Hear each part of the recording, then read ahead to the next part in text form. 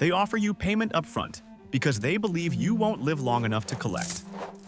Today, you will step into the shoes of the most feared man in Europe, the Plague Doctor. In 15 minutes, you will discover what his days were like, why his beak mask was not just a simple costume, and what disgusting and lethal secret almost nobody tells you. Welcome to Lost History, where you learn without getting bored, with scenes you won't forget. Stay until the end because I will give you 3 visual keys to recognize an authentic Plague Doctor in paintings, TV series, and video games, so you won't be fooled by cliches. Your name appears on a municipal list. No one interviews you. No one evaluates you. Just a bag of coins, a contract, and the city trembling. The church bell tolls for the dead every few hours. The carts creak, loaded with bodies wrapped in sheets. The streets smell of smoke, vinegar, and fear. What's at stake? Not just the lives of your patients, your reputation, your faith, your sanity, and your own body. If you ignore this story, you miss how a society reacts when death occupies every corner. Rumors, scapegoats, miracle remedies, and a science still in its infancy. Picture it.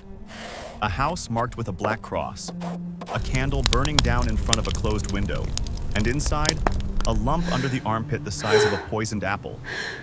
In a moment, you will discover why that ridiculous-looking beak mask saved more lives than you can imagine, including your own, even though no one knew it. You dress in silence, thick leather pants that creak like wet parchment, a long, oily black robe that shines in the firelight like a seal's skin. Gloves, boots, a wide-brimmed hat, a symbol of a doctor, even though half of them aren't. The mask waits for you, hanging like a bird's skull. You bring it closer. Your skin burns. The beak is stuffed with herbs, rosemary, clove, rose petals, mint, and if someone has a dark sense of humor, viper dust or ground emerald. Does it work? According to the miasma theory, yes. Bad air kills. Good smells protect. As far as you're concerned, it only suffocates you. The circular lenses fog up. The world becomes a tunnel. Here's the part almost nobody tells you. The beak creates distance between your face and any splatters. The waxed robe doesn't let fleas or fluids through.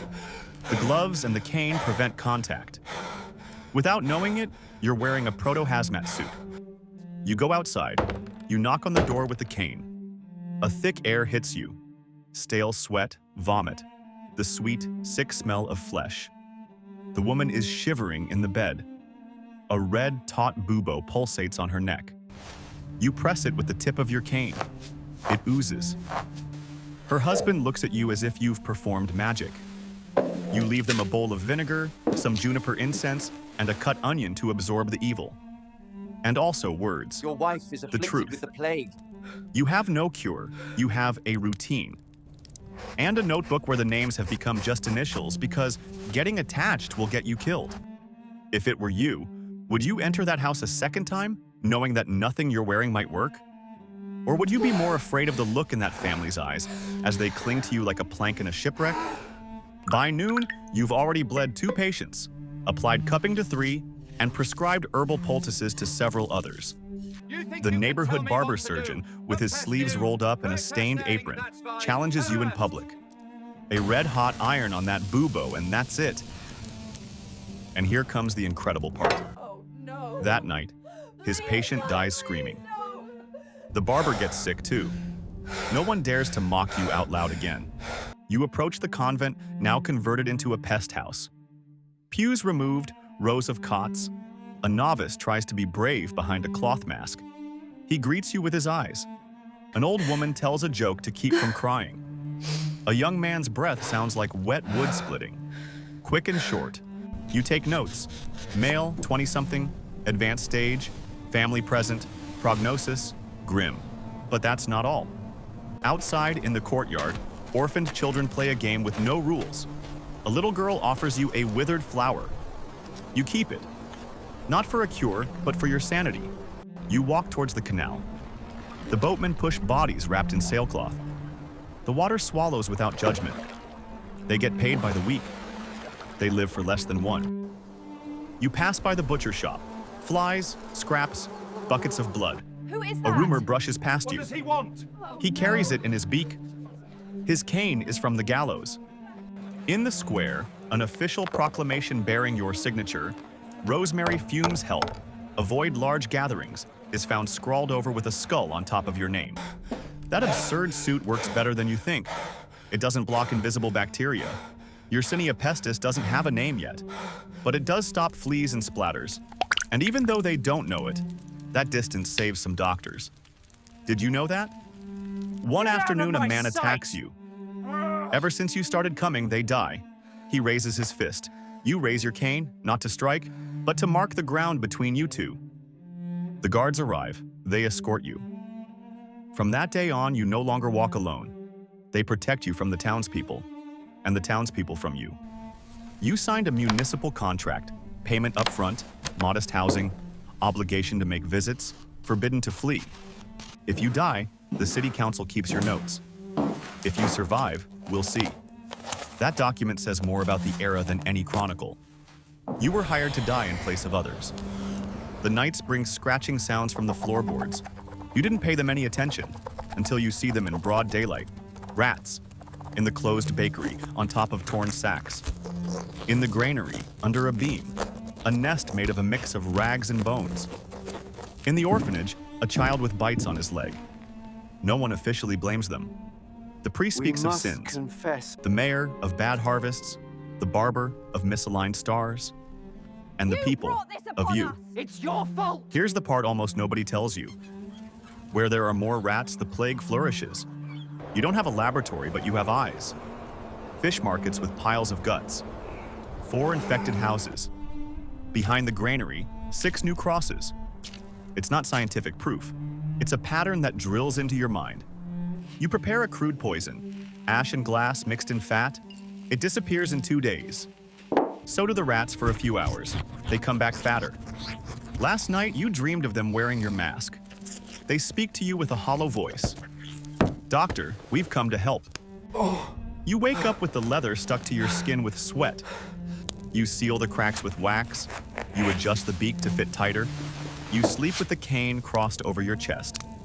You no longer fear the fever. You fear what comes before it. The teeth under the table. At dawn, the common well smells strange. Someone accuses you of poisoning it. You're interrogated by the council. You answer in that flat tone that now comes naturally to you. Tired, precise, no promises. They let you go. They don't absolve you. A message is scrawled on your door. Go back to the pit. You set the door on fire with your candle. The flames rise as if they were cleansing something else too. Thus ends a day in which you have marked 18 homes, carried 3 bodies, and calmed a father who was sharpening a knife while staring at your beak. You sit down. You lay out your tools. A small, curved knife, an empty flask, the jar of leeches with 1 living tenant, a spoon whose purpose you don't know. We did everything we could. You write. And underneath what hurts to admit, we don't know what we're doing. This might change the way you see plague doctors. I am truly Many were sorry accountants for of your disaster, loss. improvised psychologists, messengers of bad news and human shields. In the Black Death of the 14th century, 1 out of every 3 Europeans died, and in some areas, even more. Your city doesn't keep detailed statistics, but your notebook does. Today, 27 critical, 11 deceased, 5 with a chance. The ratio doesn't lie. The uniform weighs less than the tally of losses. Let's recap without taking too deep a breath. You are hired with payment up front because they don't expect to see you collect at the end. You dress in a suit that, by accident, works as a barrier against fleas and splatters. Your cane is a stethoscope, a pointer, and a shield. Your remedies, bloodletting, cupping, vinegars, onions, sustain hope more than the body. The city oscillates between revering you and lynching you. You are a hero, a demon, and a public servant all at once.